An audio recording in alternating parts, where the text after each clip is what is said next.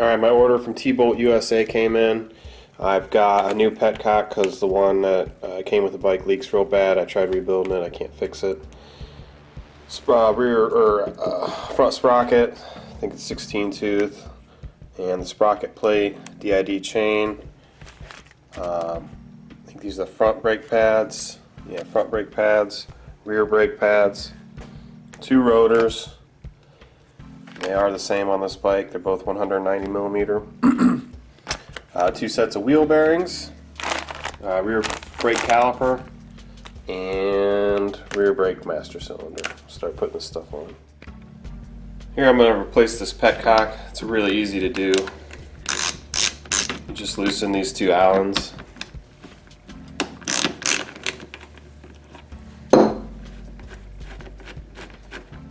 If you need to, empty the gas. I didn't bother, I just put the tank on its side. There's not much gas in here. That's all there is to it. You just want to verify that you got the right one. And I'd say we're pretty good. This one's got a longer, this one here's got a longer tube, but that's okay. That just means it'll use a little more gas before you go into reserve mode. Get that out of the way. I like to use Dow Corning 55 on all this, all my O-rings and stuff like that. So you just put a thin coat. Dow 110 is pretty good too. It's real thick stuff.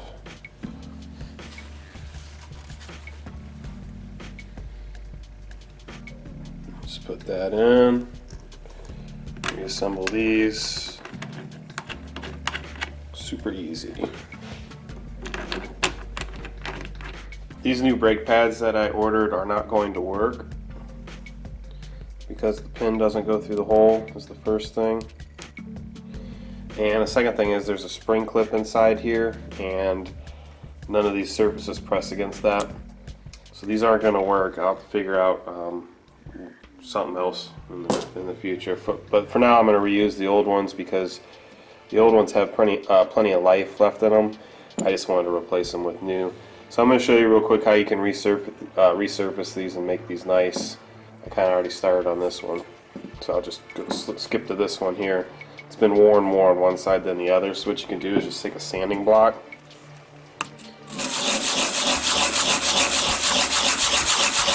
and just start sanding it down until you get a nice even surface. And eventually it'll look more like that, and then there's still a couple gouges here and there.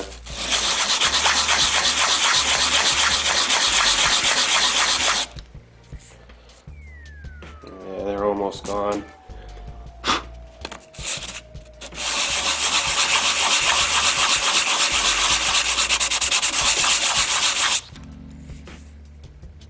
Almost there, there's a little bit there. Just keep on working it till they're like new. I'll do this one as well. Now that I've got these resurfaced pretty well, let's stick them in there into the caliper. And what I like to do is take a Q-tip, a little bit of Never Seez on it, and just put a very small coat, very thin coat on these threads. That way when you go to redo your brakes, these will come out easier. Just be careful, you don't want to get any in the brake system at all. That's no good. And then we'll go ahead and put these in. I'll have to press this one down.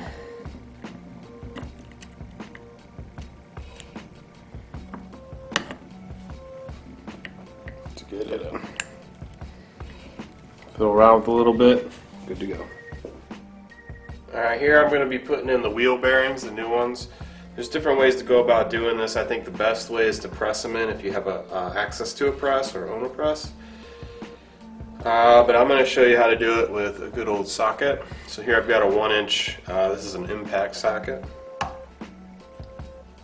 And you want to prep this real good inside to make sure that there's no debris in there, make sure it's nice and smooth and polished.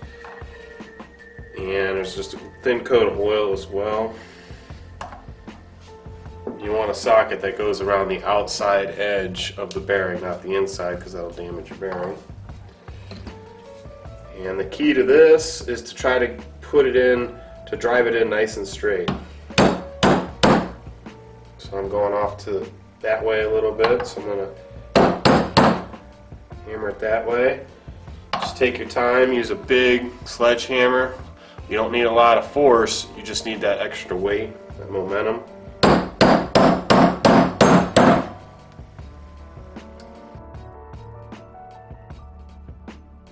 Here I have the rear swing arm of the Piranha 140 removed, unfortunately. I feel like I'm going to have to tear this whole bike down. I don't know. One problem to another. Doesn't matter. Anyway, so I got this one freed up. This is your chain tensioner bolt. This one over here conveniently snapped off into the swing arm. Now I got to remove it. I'm going to show you guys how we're going to accomplish that. But first, oh yeah, swing arm bearings don't even move. Yeah, so I got to get those out and have those replaced as well. And I'll go ahead and pull these ones. What happens, guys, if you don't know, this is aluminum swing arm, and these are steel bolts. Carbon steel bolts. There's some kind of chemical reaction that takes place, and what happens is if you don't maintain and move these things around, they'll actually fuse themselves together, and that's what happened there. But we can get it out, no big deal. And to prevent that from happening, all you got to do is use some Never-Seez. Okay, the first step, penetrating oil. I'm using Croil. You could use PB Blaster, Liquid Wrench, maybe WD-40 would work. I really like Croil, it does the job. And then patience, I'm going to let this sit overnight, possibly for 2 nights. I have parts on order, so I'm not in a rush. And let that soak in real good. Then what we're going to do is drill this out and use an easy out. So I'll show you that here in a minute. And take that right out of the swing arm. Here you can see I got an easy out on this swing arm.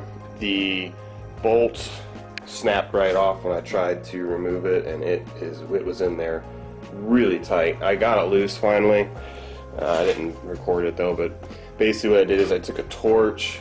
Well, first I soaked it in Croil. It's K-R-O-I-L. You can get it from McMaster-Carr and some other places. Soaked it overnight, and then came in this morning, start working on it, drilled it out. And what I did is I got a drill index here. I started with a small drill and worked my way up. The difficult thing is you gotta have a drill bit that's really long to clear this end of the swing arm. So what I ended up doing is just chucking it up on the very edge like that. I ended up using this drill, but I went up incrementally, 1 step at a time, and pounded the easy out in, heated it with the torch, and repeated. And I ended up at that size there, which is a 7/32 drill, and it just broke loose.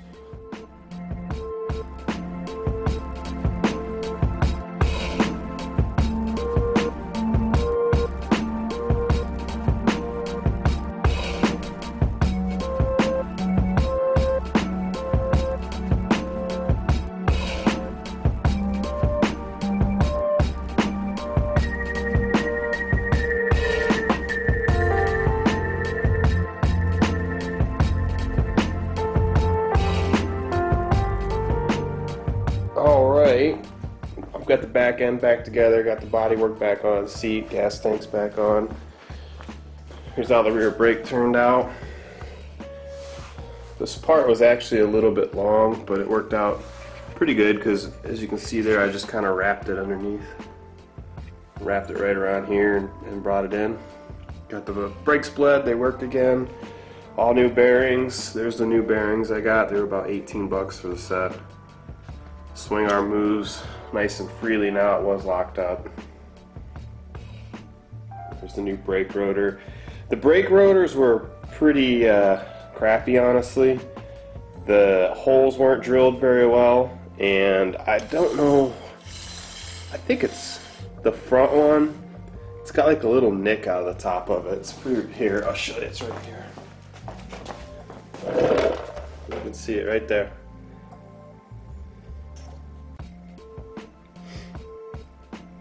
So that's pretty disappointing. The holes didn't line up very good.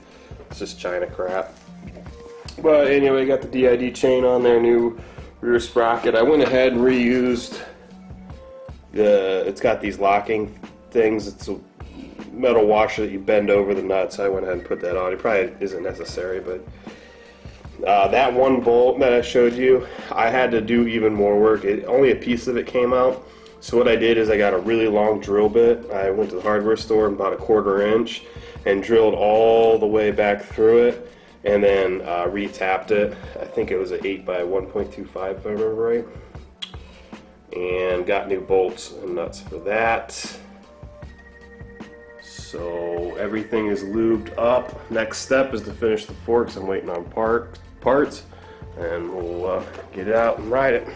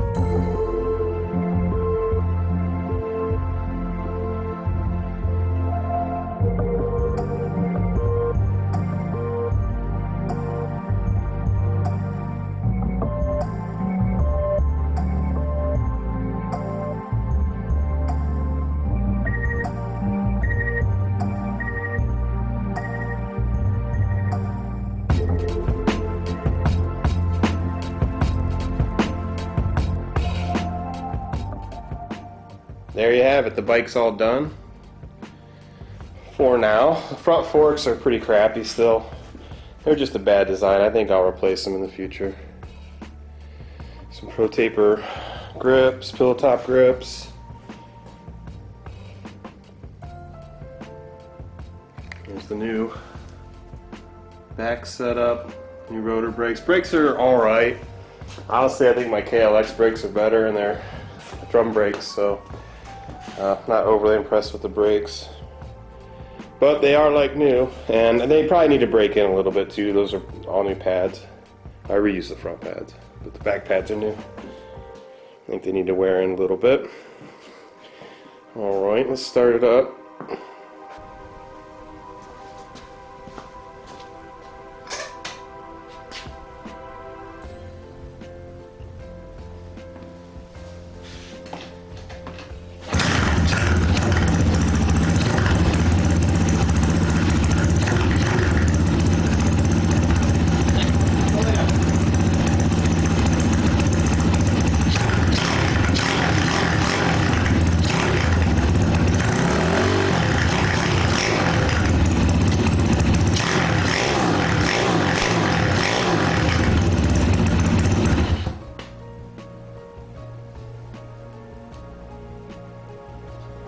Alright, pretty cool.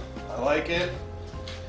My girlfriend loves it, so I hope you enjoyed. The dog does not like it, but anyway, I hope you enjoyed this series. Thanks for watching, guys. Take it easy.